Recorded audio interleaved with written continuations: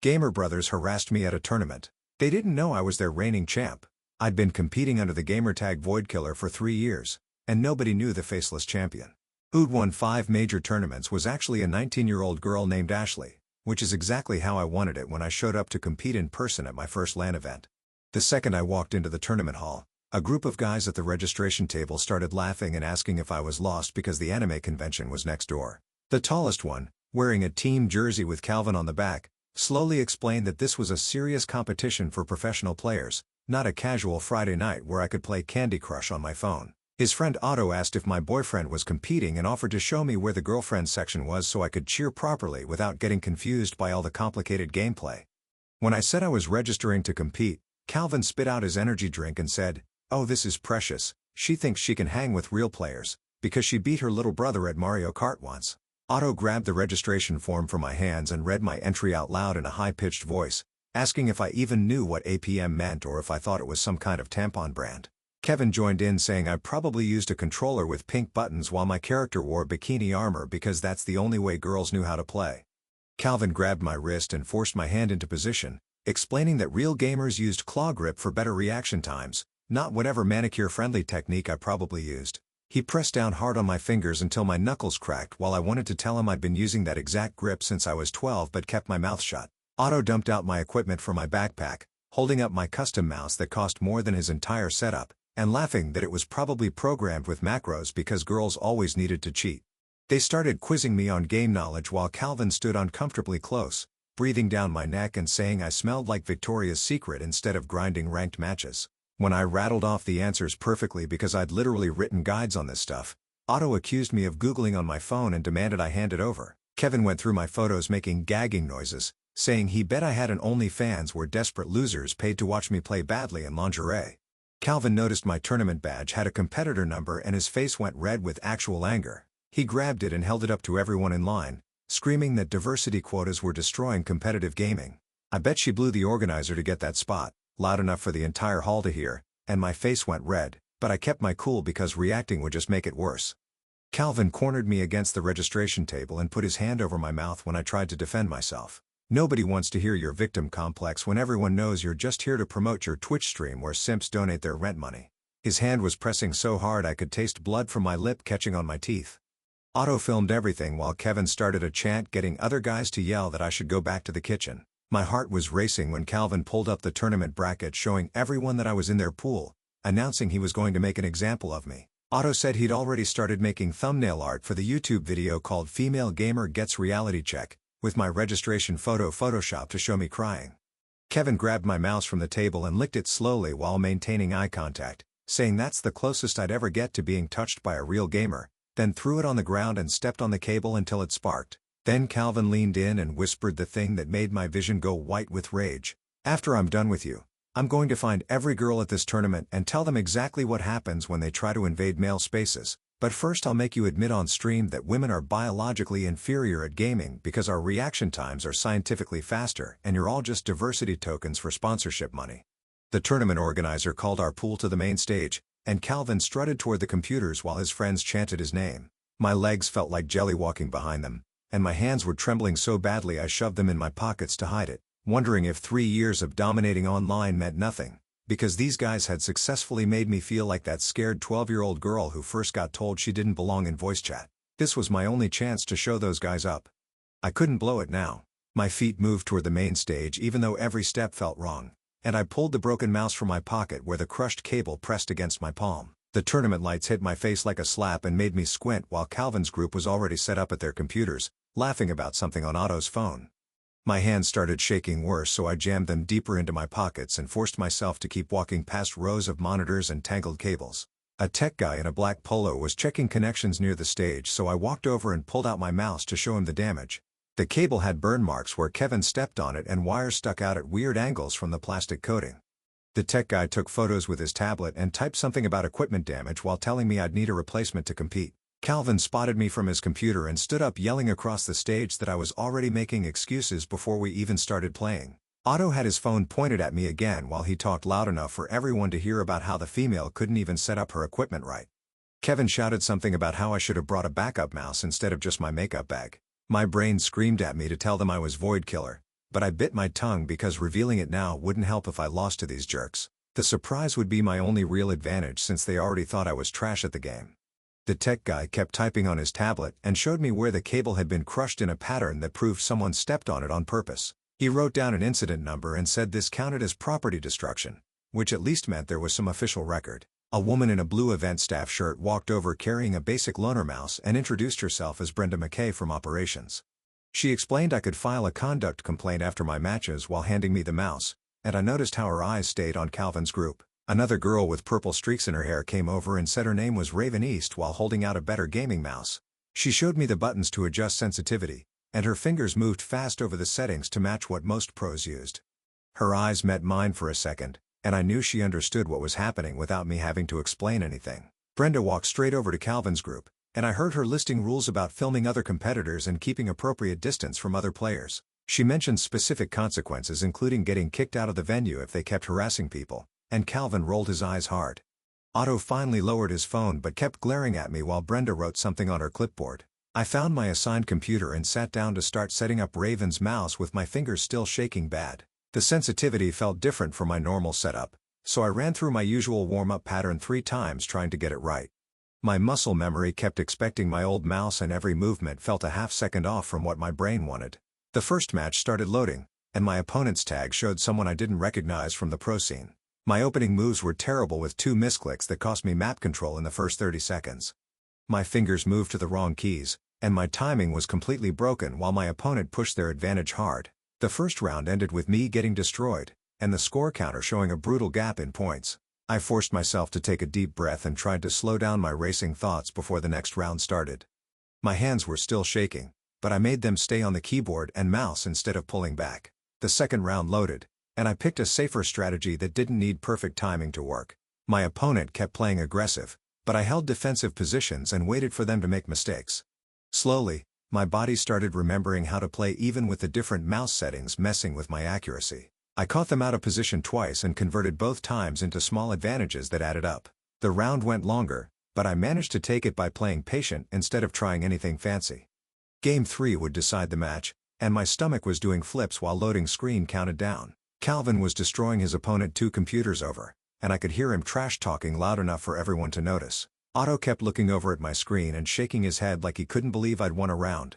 The final game started, and I stuck with safe plays that I'd practiced thousands of times online. My opponent tried to bait me into bad trades, but I kept my cool and focused on the basics. Every click still felt slightly wrong, but I was adjusting faster now and landing more of my shots. The match timer counted down while we fought for control of the final objective on the map. My opponent went for a risky play that would have won instantly, but I read it coming and punished hard. The victory screen popped up, showing I'd taken the match 2-1 with no style points. Relief washed over me, but I kept my face neutral since showing any emotion would just give Calvin's group more ammo. Calvin stood up from his computer and stretched his arms over his head, while his opponent just sat there staring at the defeat screen. The match timer showed 8 minutes and 40 seconds total, and Otto was already uploading highlights to his Instagram story. Kevin kept shouting about how that noob got wrecked and should uninstall the game forever, while other players turned to watch the commotion. Calvin walked past my setup and made a throat-cutting gesture at me before heading to the water fountain near the back wall. My next opponent loaded in, and I focused on the screen trying to ignore the knot forming in my stomach about what was coming. The match went smoother this time with my hands finally steady enough to hit my combos without fumbling the inputs.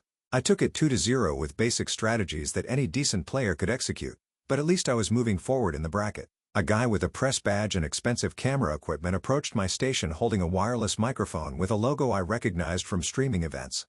Esteban Carrillo introduced himself as a reporter covering the tournament and asked if I had a minute to discuss the incident at registration. I told him I couldn't really talk about it on record right now, but maybe we could chat after the tournament wrapped up. He nodded and wrote something in his notebook before moving over to interview the guy who just lost to Calvin about his experience. Someone tapped my shoulder and showed me their phone screen where Otto's video was already getting shared across Twitter and Discord servers. The clip showed me at the registration table with Calvin's group surrounding me, but conveniently cut off right before Kevin destroyed my mouse. The caption read, "Girl tries to play with the boys at major tournament," and already had over 3,000 views in 20 minutes. My stomach felt like it dropped through the floor seeing how fast this narrative was spreading without any context about what actually happened. Comments were pouring in calling me an attention seeker and saying I probably sucked at the game anyway, which is why I needed special treatment. Brenda appeared near Calvin's group with her clipboard and pulled him aside for what looked like an official conversation based on her body language. She pointed at her badge and then at the security cameras while Calvin's face got redder with each word she said. He kept trying to interrupt, but she held up her hand and continued reading from what must have been the event code of conduct rules. Security guards moved closer to their setup area and positioned themselves between the players and the crowd barriers which hadn't been there before. Calvin threw his hands up and stormed back to his computer, muttering loud enough for everyone to hear about how soft gaming was getting. The bracket updated on the overhead screen showing the next round matchups, and my heart started racing when I saw my name lined up against Calvin. He immediately loaded into our game lobby and started with a cheese rush build that only works if your opponent doesn't scout it coming. My fingers moved to the defensive positions I'd practiced against this exact strategy hundreds of times in ranked matches online. The early pressure hit hard, but I held my buildings and workers safe while his units crashed against my defenses without breaking through. His all-in attack failed and left him behind in economy, which I converted into a steady advantage over the next 10 minutes. The crowd started murmuring when the score screen showed me taking Game 1, because nobody expected the random girl to handle his signature aggressive opening. Calvin's face went dark, and Otto stopped filming while Kevin just stared at the screen like he couldn't process what happened. Between games, Calvin raised his hand and called for a referee, claiming my equipment needed inspection for illegal modifications. The ref walked over and picked up Raven's mouse, examining it from every angle, while Calvin insisted there must be programmed macros giving me an unfair advantage. The ref plugged it into his laptop and ran some kind of diagnostic software that showed all green check marks for approved hardware specifications. Calvin slammed his palm on the desk, arguing that the test must be wrong, but the ref shook his head and marked his clipboard with the inspection results. My hands started shaking again, and I couldn't get them to stop no matter how hard I pressed them against my thighs under the desk. Raven appeared at my side and put her hand on my shoulder, whispering that she knew a technique that might help with the nerves. She told me to breathe in for 4 counts, then hold for 4, then out for 4, and she counted the rhythm quietly beside me. My inhales matched her counting, and slowly the trembling lessened enough that I could wrap my fingers around the mouse without them slipping. The ref signaled for us to ready up for Game 2, and I forced myself to focus on the loading screen instead of Calvin's angry muttering. Game 2 started, and Calvin completely changed his approach, playing defensive macro, which caught me off guard after his usual aggressive style. He picked apart every attack I tried with perfect counters and defensive positioning that showed he'd studied high-level play way more than I expected. My units kept getting caught in bad positions where his defensive structures could shred them before they could retreat. Every push I made cost me more resources than him, and the goal difference kept growing wider with each failed attack.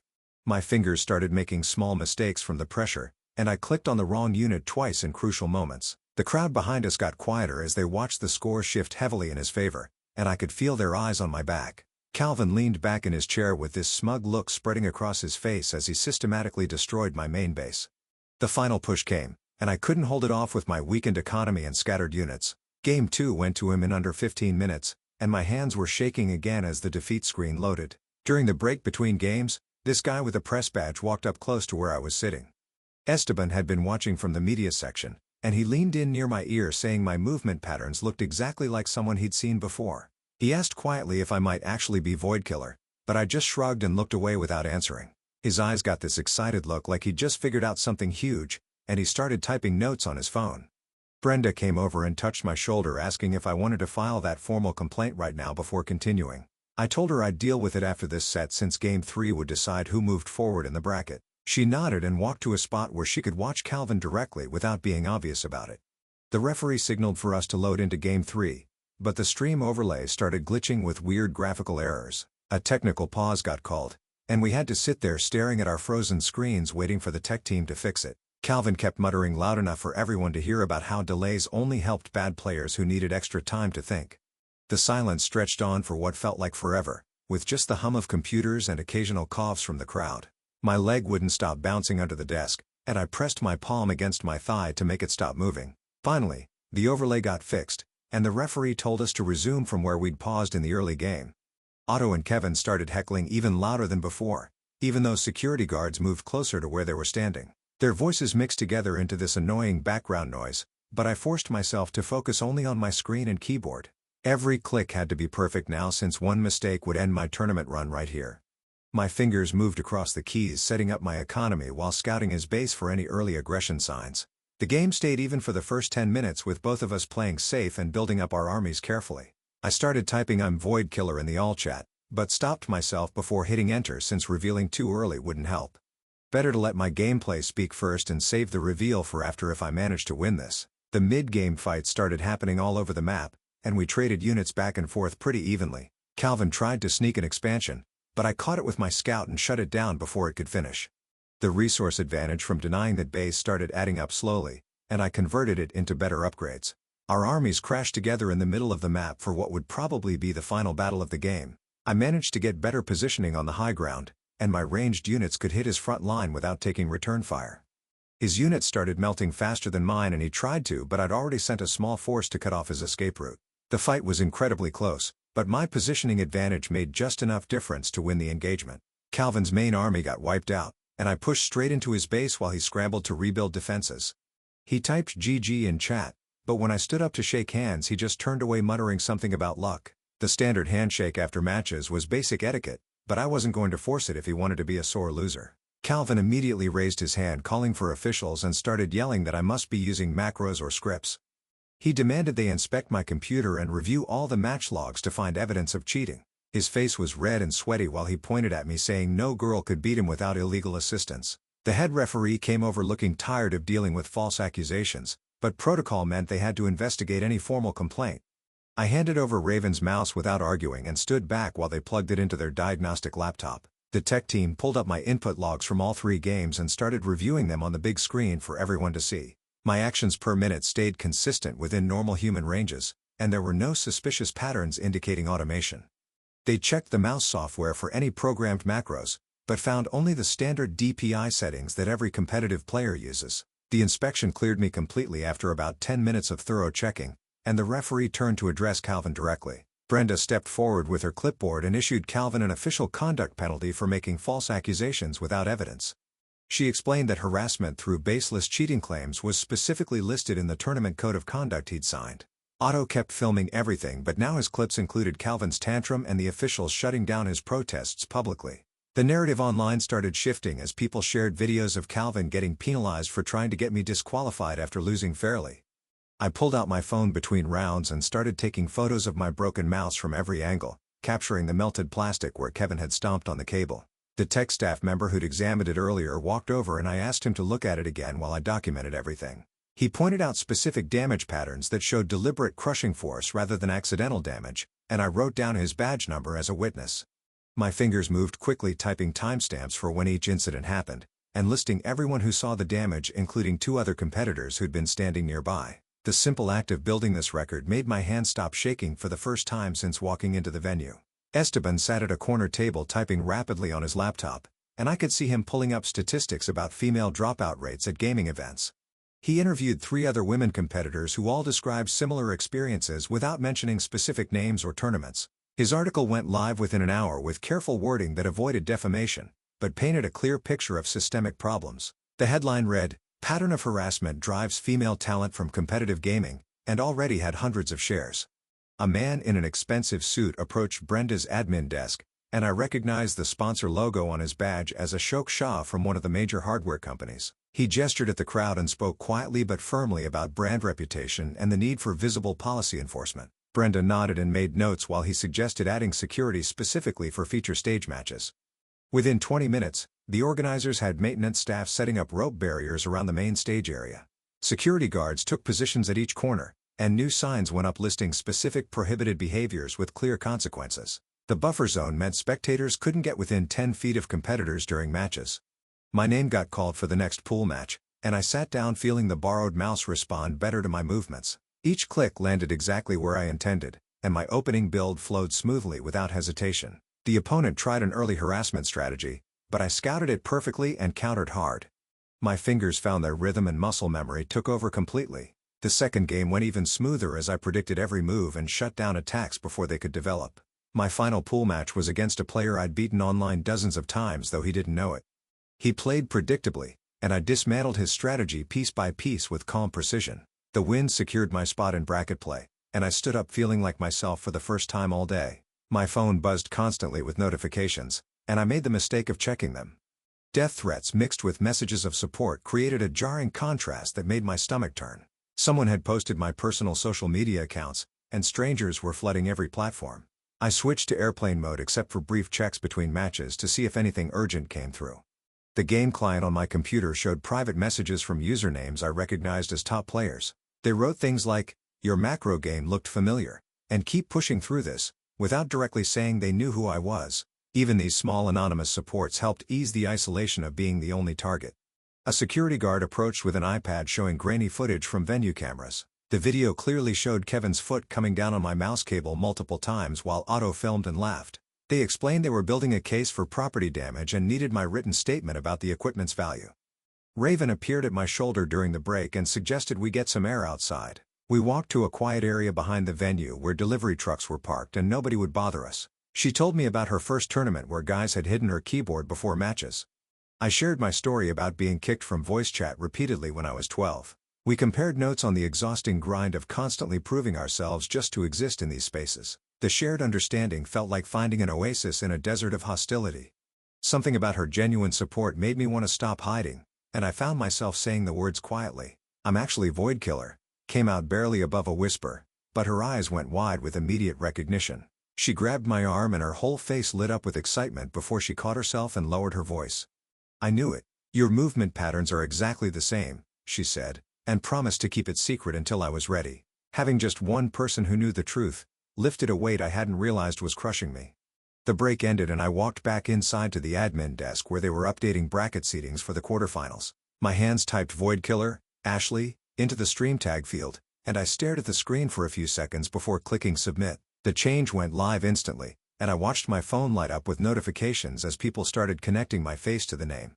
Walking to my setup, I could hear murmurs spreading through the crowd as more people checked the stream and saw who I really was. The overlay on the main screen updated with my full identity, and the Twitch chat scrolled so fast it became a of messages. Some viewers typed, "No way, that's really her," while others posted screenshots comparing my gameplay from earlier matches to old Voidkiller footage. My warm-up routine helped steady my breathing as I loaded into the practice range and ran through my usual drills. The quarterfinal opponent sat down across from me looking confused after checking the updated bracket on his phone. Game 1 started rough with my fingers feeling stiff and my timing completely off on basic combos. He took an early lead while I struggled to find my rhythm and made stupid mistakes I hadn't made in years. Between games I closed my eyes and focused on the muscle memory built from thousands of hours of practice. Game 2 went better as I stuck to safe strategies and solid fundamentals instead of trying anything fancy. My macro play slowly pulled ahead, and I took the second game with careful positioning. Game 3 came down to one final fight where I barely edged out the win through better resource management. Standing up from the computer, I noticed Calvin waiting near the hallway that led to the bathrooms. He stepped directly in my path despite the earlier warnings about keeping distance from me. His hand grabbed my shoulder and he started saying something about how I cheated, but security appeared immediately. 2 guards pulled him away while he kept shouting and his whole group got escorted toward the exit doors. Their faces turned red with anger as they realized they were actually getting kicked out of the venue. Esteban approached with his recorder and asked if I'd give an official statement about everything that happened. I told him I'd talk after the tournament ended, but only about specific topics I was comfortable discussing. He nodded and wrote down my contact info for a follow-up interview once things calmed down. The semifinal match started 20 minutes later against a player who'd been competing professionally for 6 years. His experience showed in every decision as he picked apart my strategies and punished every small mistake. Game 1 ended quickly in his favor and Game 2 wasn't much better despite my adjustments. I managed to take one game off him through an unexpected all-in strategy, but lost the series overall. Third place at my first LAN tournament while dealing with harassment still felt like an accomplishment worth being proud of. Brenda found me after the match with a tablet and several forms for filing the official incident report. Each section required specific details about times, witnesses, and exactly what happened with the damaged equipment. The process took forever as we went through every field and documented all the evidence I'd collected. She helped me attach the photos of my broken mouse and the witness statements from other players. A shock from one of the major sponsors walked over with a voucher for their equipment store. He explained their company was taking a stronger stance against harassment and wanted to replace my destroyed mouse. I accepted the offer while understanding this was more about protecting their brand image than actually caring. The voucher would at least get me a new mouse without having to pay out of pocket for someone else's vandalism. The tournament organizer took the main stage microphone and announced that Calvin's group had been ejected from the venue. He added they were temporarily suspended from all events pending a full investigation of today's incidents. Players throughout the venue looked up from their games as the announcement made it clear there were actual consequences. Other competitors started talking about similar experiences they'd had at previous tournaments. Back at the admin desk, I opened a document and started typing a brief statement about my identity. Each word needed to be factual and professional without giving trolls any emotional ammunition to use against me. I confirmed I was Voidkiller and had been competing under that name for 3 years. The statement condemned harassment in competitive gaming without using inflammatory language or personal attacks. I mentioned the importance of creating safe spaces for all players regardless of gender or background. The final paragraph thanked the tournament staff and fellow competitors who'd shown support throughout the day. After reviewing it 3 times, I saved the document and prepared to post it on my social media accounts. My phone showed hundreds of messages, but I'd deal with those later when I had energy to sort through them. The important thing was that I'd competed, placed 3rd, and shown everyone that I belonged here. Calvin and his friends were gone, banned from the venue with their behavior documented for everyone to see. Tomorrow would bring new challenges, but right now I just wanted to pack up my stuff and process everything that happened. My phone was already blowing up with notifications, so I opened Twitter first and saw my mentions split between people calling me brave and others saying I faked the whole thing for attention. The hate messages outnumbered the support 3-1, with guys posting screenshots of my gameplay claiming I must have cheated somehow. I switched my account to private and started blocking anyone with anime profile pics, sending death threats about ruining gaming. My Instagram had dozens of DM requests from random accounts with messages I didn't even want to read based on the previews. I turned on the strictest moderation settings and limited comments to only people I followed back. Setting up a press contact email took 5 minutes on my phone while muting all notifications except for my approved friends list. The tournament coordinator walked onto the main stage and started calling people up for the awards ceremony. I found a seat near the back and watched them hand out trophies for 1st and 2nd place. When they announced a special sportsmanship award, the coordinator called my name and motioned for me to come up. My legs felt weak walking up those stairs with everyone watching, but I made it to the stage. The coordinator handed me a small plaque while saying something about grace under pressure that I barely heard over my heartbeat. The trophy felt lighter than I expected and the engraving was already smudged, but at least they acknowledged what happened. Walking back to my seat, several players nodded at me with what looked like respect or maybe just pity. After the ceremony ended, I grabbed my backpack and headed for the exit where Raven was waiting by the doors. She pulled out her phone and we swapped Discord tags and Steam IDs for future practice sessions. "We should run some sets online next week," she said while saving my contact info. I texted my mom that everything was fine and I'd be home in a couple hours. My dad replied immediately with 17 question marks, but I'd explain everything later in person. Raven gave me a quick hug before heading to her car and I stood there for a moment feeling less alone. The drive home passed in a blur and I crashed into bed still wearing my tournament shirt. My doorbell woke me up the next morning with a delivery guy holding a box from the sponsor. Inside was the replacement mouse, exactly the same model Calvin's friend had destroyed yesterday. I plugged it into my computer and opened my streaming software for the first time in days. My hands moved through the familiar setup process, adjusting the camera angle to actually show my face this time. The stream title read, "Voidkiller Plays Ranked," and I hit the Go Live button before I could overthink it. My viewer count jumped to 300 within seconds as I loaded into my first match. The fear sat heavy in my chest, but my fingers found their rhythm on the keyboard anyway. This was my space and nobody could take that away from me anymore. Alright, that's a wrap on today's little journey. Really appreciate you hanging out and wandering through all this with me. Hope to see you back here again soon.